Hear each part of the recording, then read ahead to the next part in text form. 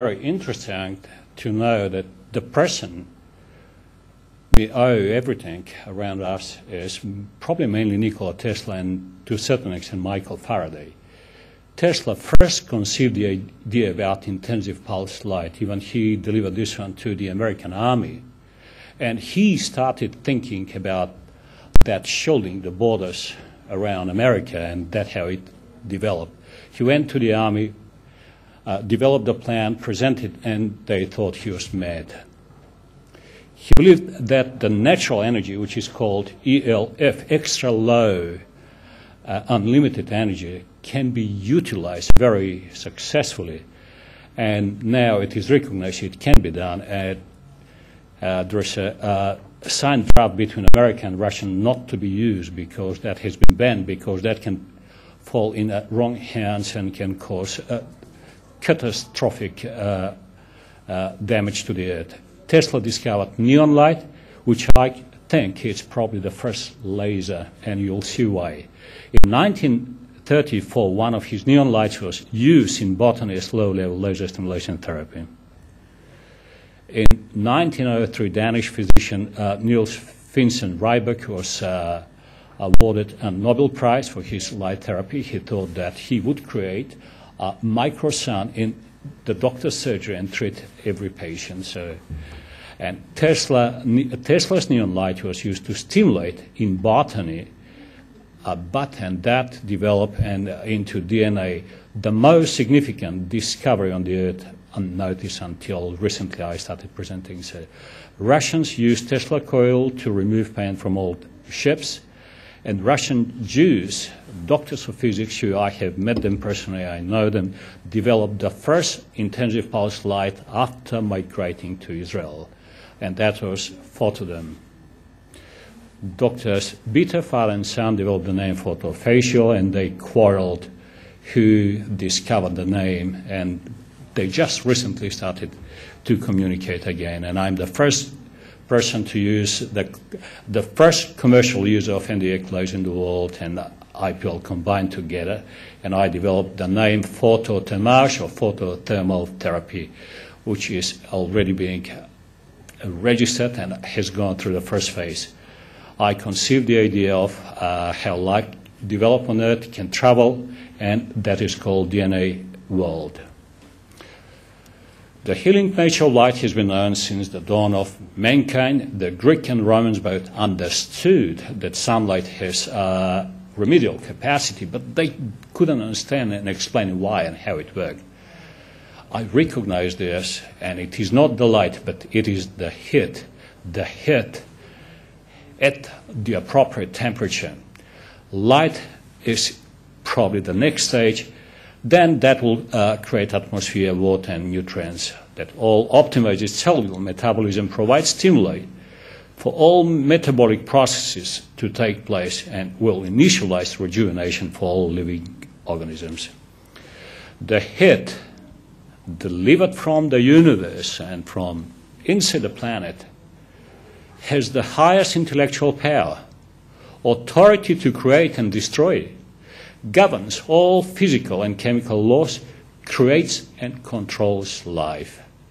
Biostimulating effect upon all living organisms sends signals to the genes, DNA, and controls our biology. What you hear, it's under very intensive research right now. This is already accepted. The fundamental therapy is low-level laser, low-level light stimulation therapy, LED and Photothermage, light and heat, which is original development of this technique by myself. The biological effects have been known to all of us because I have been presenting since 2000 for the last 8 years. I use Unilaser. I've been using this equipment since 1991, Vasculoid Plus since 1998, Biotron as long as Vasculoid, Solitone for the last 6 years, and Sunetics laser, which is laser to stimulate hair growth, and that is intellectual property developed in Crowsnest in my clinic. So distant light heat therapy or photothermage was introduced by myself. As early as January 2002, I treat all medical conditions, non-medical conditions without a soothing gel and with no contact applied to the skin. Usually several passes are performed each session and with different filters. So the filters are like different lasers. It's silly to have 20 lasers. I have just one with capacity to perform S20. I think I'm smart. What is photodynamic therapy? Photodynamic therapy is a treatment that uses a substance called a photosensitizer or photosensitizing agent and not necessarily a particular type of light or specific frequency. The photosensitizer can be taken orally, IV, or endoscopically. This is very, very interesting. Can you imagine that all medical conditions, cancers, will be diagnosed and treated in this way? This is something that I presented 4 years ago. Now it is already clinically under research and performed. I'm using sensitizer that I specifically developed. It's applied externally on the skin. The indications are infinitive and will be discussed. My sensitizer is easy to apply, has no short-term or long-term side effects. It can be repeated many, many times at the same site. If it's not photosensitive, thereafter the patient can be exposed to the sun immediately. So I treat them, they walk out. And above all, is very cheap. What is photothermage? As the name indicates, phos, Greek for light, therm, Greek for heat, generating heat or increased temperature. It's a light and heat therapy delivered simultaneously. It's a physical phenomenon with an limited magnitude of medical and aesthetic applications. It can be administered as a combination of IPL, intensive pulse light, and low-level continuous light therapy or LED. If somebody wants to take photo, you can, but just please do not take from the patients. So that's how it looks like. The patient is applied non-ALA photodynamic sensitizer. Then they lay down for 20 to 30 minutes under low-level light continuous therapy or LED, and I call this pre-treatment biostimulation. Then I apply from a distance intensive pulse light.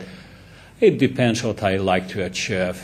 Freckles, vascular improvement, skin tightening, pore tightening, melasma, pigmentation or nevus, and this is quite a revolutionary concept.